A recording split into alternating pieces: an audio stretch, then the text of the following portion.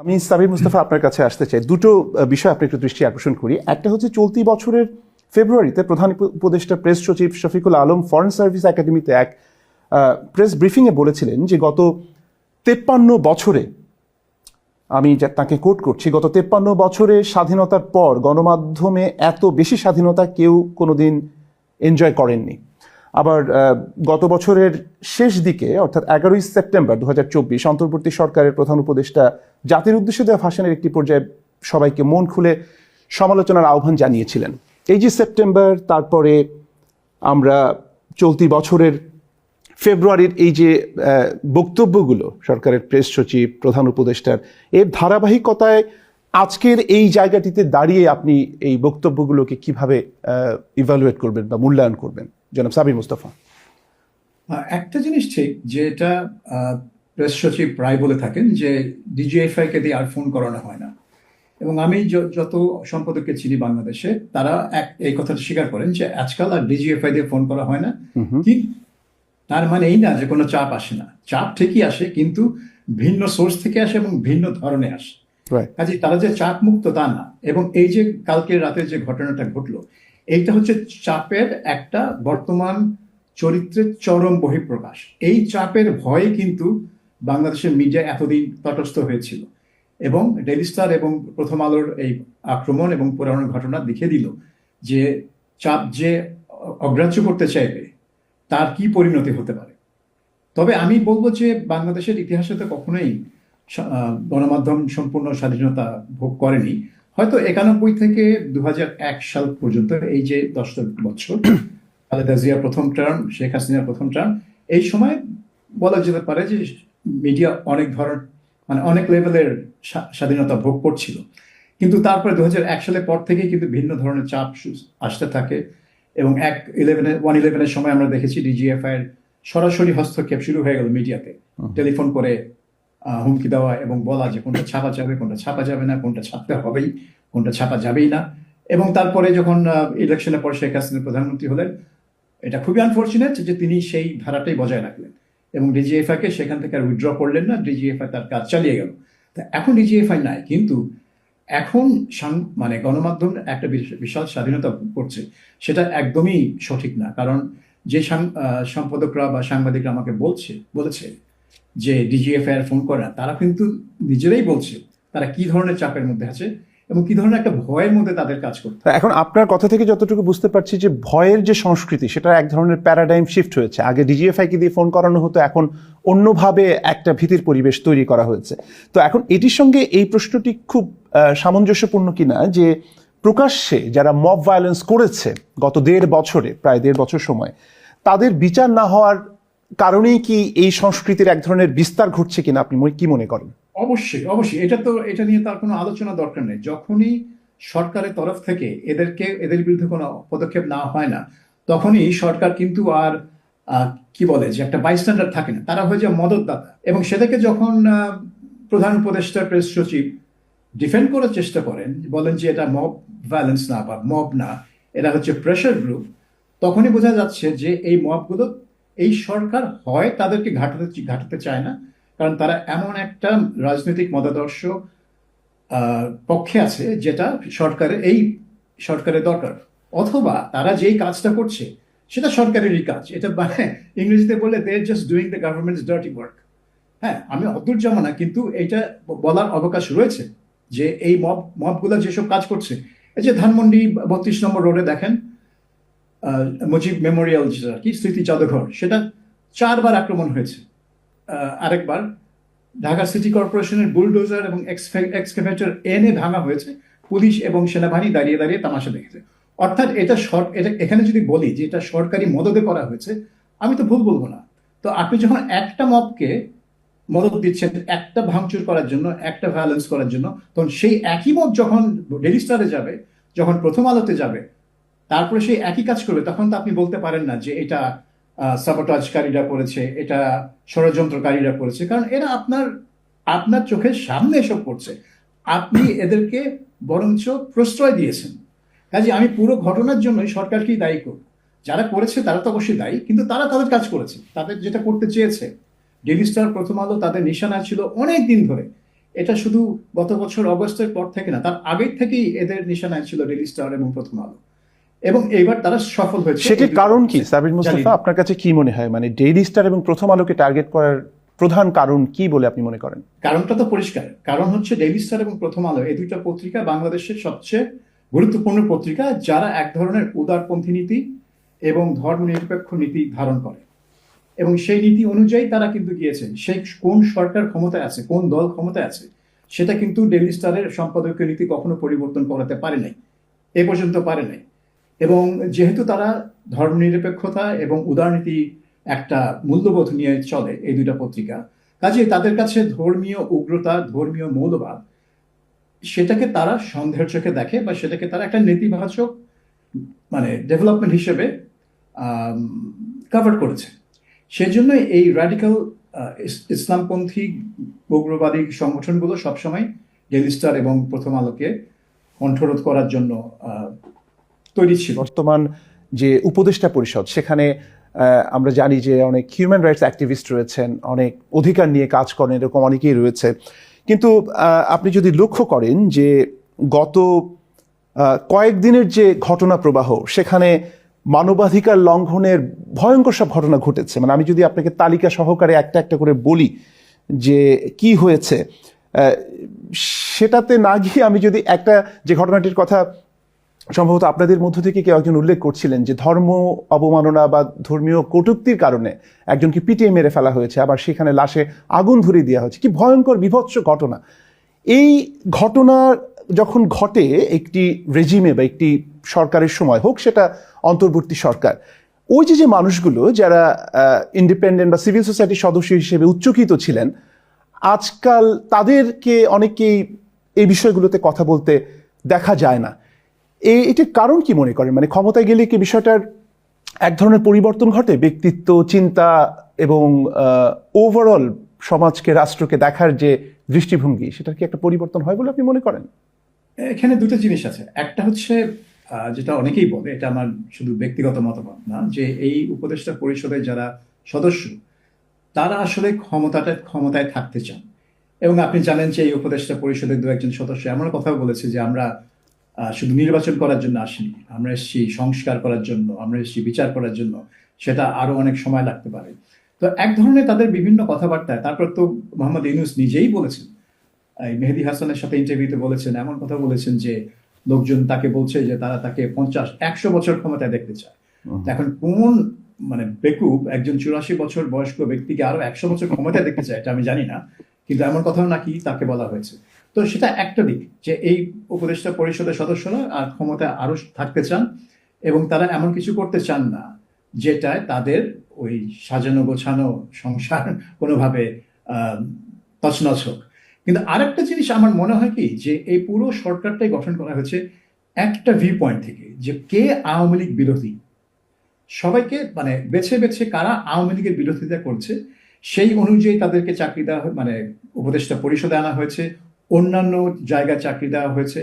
কমিশনের যেসব কমিশন গঠন করা আছে, সেই কমিশনের প্রধান বা সদস্য করার ক্ষেত্রেও কিন্তু এই একটা ক্রাইটেরিয়া আমার দৃষ্টিতে ব্যবহার করা হয়েছে, কে অ্যান্টি আওয়ামী লীগ এবং কে আওয়ামী লীগের বিরোধিতা করেছে গত 10-15 বছর।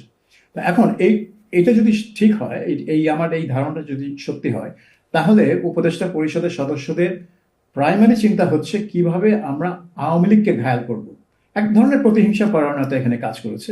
সো তাদের টার্গেট হচ্ছে আওয়ামী লীগ, যাতে আওয়ামী লীগকে যারা আছে তাদেরকে কিভাবে আমরা শাস্তি দিব।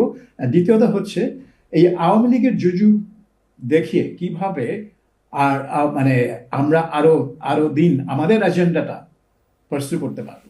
সেজন্য দেখেন কিছু মানে রাজনৈতিক কোনো সংকট হলেই প্রফেসর ইউনূস কিন্তু এই বিভিন্ন দলকে ডেকে একটা মিটিং করেন, মিটিং করার পর সবাই একসাথে ছবি তুলে বলেন যে ফ্যাসিবাদের বিরুদ্ধে আমরা ঐক্যবদ্ধ আছি। তো সব সময় কিন্তু একই জিনিস দেখি, যে ফ্যাসিবাদের বিরুদ্ধে আমরা ঐক্যবদ্ধ আছি। কিন্তু এই আলোচনাটা হয় যখনই কোনো রাজনৈতিক চাপের মুখে পড়ে সরকার, যখন সরকার অন্যান্য সিদ্ধান্ত নিচ্ছে, যেরকম বন্দরের লিজ দেওয়া বা অন্য কোনো সিদ্ধান্ত, তখন কিন্তু তারা রাজনৈতিক দলের সাথে পরামর্শ করেন না, যেটা নিয়ে রাজনৈতিক দলগুলো মাঝে মধ্যে মিনমিন করে ক্ষোভ প্রকাশ করে। কিন্তু যখনই তারা চাপের মুখে পড়ে, তখনই কিন্তু এই প্রথমে 3টা দলের সাথে মিটিং করে তারপরে অন্যান্য ছোটগুলোকে নিয়ে আসে এবং সবাই ঐক্যবদ্ধ হয়ে যায় ফ্যাসিবাদের বিরুদ্ধে। অর্থাৎ চাপ মানে হচ্ছে যে একটা ফ্যাসিবাদের জুজু, ভয় দেখানো যে এই তো চলে আসলে, এই তো চলে আসলে।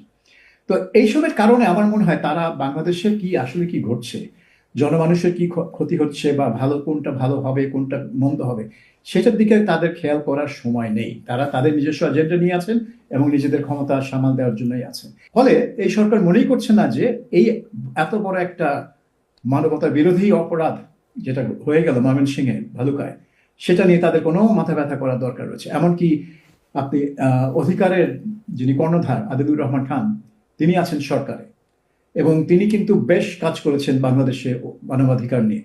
এটা কিন্তু মানে ছোটখাটো কাজ না, উনি বড় মাপের কাজ করেছেন মানবাধিকার নিয়ে বাংলাদেশে।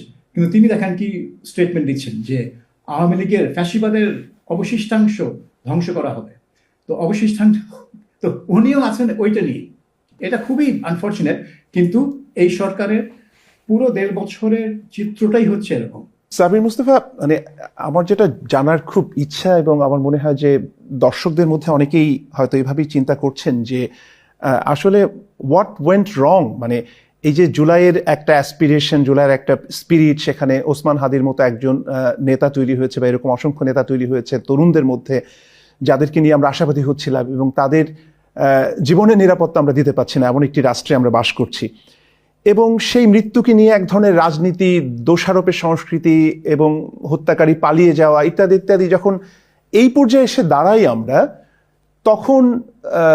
তখনও প্রতিনিয়তই অন্তর্বর্তী সরকারের সফলতার গল্প আমাদেরকে শুনতে হয়। তারা বিনিয়োগ এনেছেন, এটি করেছেন, ওটি করেছেন, কিন্তু এখানে যে মানুষের জীবনের নিরাপত্তা নেই এবং যে নির্বাচনকে সামনে রেখে আমরা স্বপ্ন দেখছি যে গণতন্ত্র একটা রূপান্তরিত অবস্থায় একটা ইতিবাচক ধারায় প্রবেশ করবে, সেই জায়গাটিতে একটা ছোট্ট পরিসংখ্যান আপনার সামনে তুলে দিয়ে প্রশ্নটা করতে চাই যে 2026 সালের নির্বাচনকালীন সময়ে 76% সাংবাদিক শারীরিকভাবে হামলার শিকার হতে পারেন বলে আশঙ্কা করছেন এবং 50% নারী সাংবাদিক যৌন হয়রানির ভয় পাচ্ছেন। এখন সাংবাদিকদের সুরক্ষা আমরা নিশ্চিত করতে পারছি না। আমরা এই পরিস্থিতিতে আপনি গণতান্ত্রিক উত্তরণ কিভাবে সম্ভব যদি আমাদেরকে একটু বলেন। আরেকটা হত্যাকাণ্ড হয়েছে যেটাও মিডিয়াতে খুব একটা জায়গা করতে পারছে না, সেটা হচ্ছে খুলনার সাংবাদিক জি, এবং খুলনা প্রেস ক্লাবের ভারপ্রাপ্ত সভাপতি, তাকে কিন্তু গুলি করে হত্যা করা হয়েছে এবং এটাও ছিল মোটরসাইকেল আরোহী আততায়ী, তাকে গুলি করে হত্যা করেছে। কাজেই বাংলাদেশে এই যে ওসমান হাদিকে মোটরসাইকেল চড়ে আততায়ী রাস্তার মধ্যে প্রকাশ্যে গুলি করে হত্যা করলো, এইটা কিন্তু আলোড়ন সৃষ্টি করেছে বিকজ ওসমান হাদি একজন রাজনৈতিক ব্যক্তিত্ব। তিনি একটা ওই পোস্ট হাসিনা সময়ে একটা গ্রুপের নেতৃত্ব দেন, তাদের আশা আকাঙ্ক্ষার প্রতিফলন ঘটান, সেই জন্য তিনি তার উপর হামলাটা এত বড় খবর। কিন্তু এই প্রেস ক্লাবের সভাপতি, খুলনার প্রেস ক্লাবের সভাপতির হত্যাকাণ্ড অত বড় খবর না। কিন্তু দুটোই হত্যাকাণ্ড, দুটোই একই ধরনের হয়েছে। অর্থাৎ বাংলাদেশে যে কারো জীবনের নিরাপত্তা সেভাবে নেই, কেউ যদি কাউকে হত্যা করতে চায় সেটা কত সহজ, এই দুইটা ঘটনাই সেটা প্রমাণ করবে। সেটার জন্য আপনার শুধু হাদির ঘটনা না, ওই ঘটনাও সেটাই প্রমাণ করে। হাদি বরঞ্চ বলতে পারেন যে তার মানে নিরাপত্তা থাকা দরকার ছিল, যেহেতু সে একজন ক্যান্ডিডেট হতে যাচ্ছে নির্বাচনে। এখন এই অবস্থাতে আপনার নির্বাচন কিভাবে সুষ্ঠু হবে, অবাধ হবে, নিরাপদ হবে এবং শান্তিপূর্ণ হবে, সেটা তো একটা বড় প্রশ্ন। কিন্তু আমার একটা আশঙ্কা হচ্ছে যে অনেকেই সেই প্রশ্নটাই সৃষ্টি করতে চায় যাতে নির্বাচনটা না হয়, যে এই মুহূর্তে বাংলাদেশে শান্তিপূর্ণ নির্বাচন করার পরিবেশ নেই, সেজন্য আর মানে নির্বাচনটাকে অনির্দিষ্টকালের জন্য স্থগিত করতে হবে। তো এইটা কার জন্য ভালো হবে? এটা নিশ্চয়ই বাংলাদেশের জন্য ভালো হবে না, বাংলাদেশের মানুষের জন্য ভালো হবে না। কারণ বাংলাদেশে খুবই প্রয়োজন এখন একটা শান্তিপূর্ণ ক্ষমতা হস্তান্তর, একটা অনির্বাচিত সরকারের হাত থেকে একটা নির্বাচিত সরকারের হাতে শান্তিপূর্ণ ক্ষমতা হস্তান্তরই হচ্ছে এখন বাংলাদেশের জন্য সবচেয়ে বড় প্রয়োজন। তো এখন আমার আরেকটা প্রশ্ন জাগতে পারে যে সরকার কি ইচ্ছা করেই এটা করছে যাতে তাকে নির্বাচন করতে না হয়, যাতে সে আরো দীর্ঘদিন ক্ষমতায় থাকতে পারে? কারণ তারা যে এজেন্ডা নিয়ে তারা এগোচ্ছে, হয়তো সেই এজেন্ডা এখনো পুরোপুরি ফুলফিলড হয়নি, আর সময় তাদের দরকার। এইগুলোতে নানান প্রশ্ন উঠবে। এখন ব্যাপার হচ্ছে যে বাংলাদেশে যে খুনাখুনি হয়নি সেটা তো এমন না, বাংলাদেশে নানান ঝামেলার মধ্যে দিয়ে নির্বাচন হয় এবং সেখানে পুলিশ একটা বড় ভূমিকা পালন করে। আমি 2008 সাল এবং আগের কথা বলছি, আমি এই গত তিনটা নির্বাচনের কথা বাদ দিলাম। সো নির্বাচন যেমন ভাবে হোক একটা নির্বাচন করতে হয়, এবং নির্বাচন করতে হবে এই সরকারকে, সেটা যেভাবেই হোক নিরাপত্তা দিয়ে করতে হবে।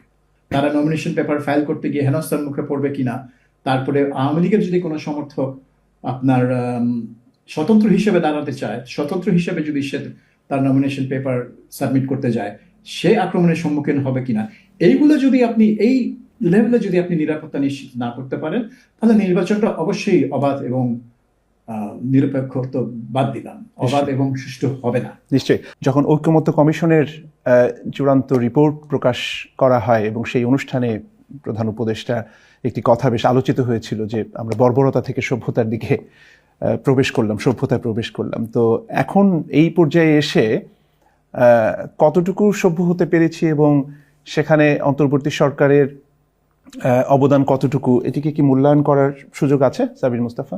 প্রফেসর ইউনূসের ওই মন্তব্যটা তো ছিল অত্যন্ত অত্যন্ত ন্যাক্কারজনক। যেটা বলা যে আমরা যেদিন জুলাই সনদ স্বাক্ষর হলো সেদিন থেকে সভ্য হলাম, মানে তার আগে আমরা অসভ্য ছিলাম। তো উনি কি একটা অসভ্য দেশে কাজ করে শান্তিতে নোবেল পুরস্কার পেয়েছিলেন? আমার তো সেটা মনে হয় না। তো বাংলাদেশের সভ্যতা এক ধরনের সভ্যতা, অন্যান্য দেশের সভ্যতা ভিন্ন ধরনের সভ্যতা। কিন্তু মৌলিক ব্যাপার হচ্ছে যে আপনি সভ্য হবেন যখন আপনি আপনার মানে অন্য ফেলো সিটিজেনের জীবনের মূল্য দিতে জানবেন এবং তাকে তার স্বাধীনতা দিতে দিতে শিখবেন। সেটা তো একটা সভ্যতার লক্ষণ, জীবনের মূল্য দেওয়া।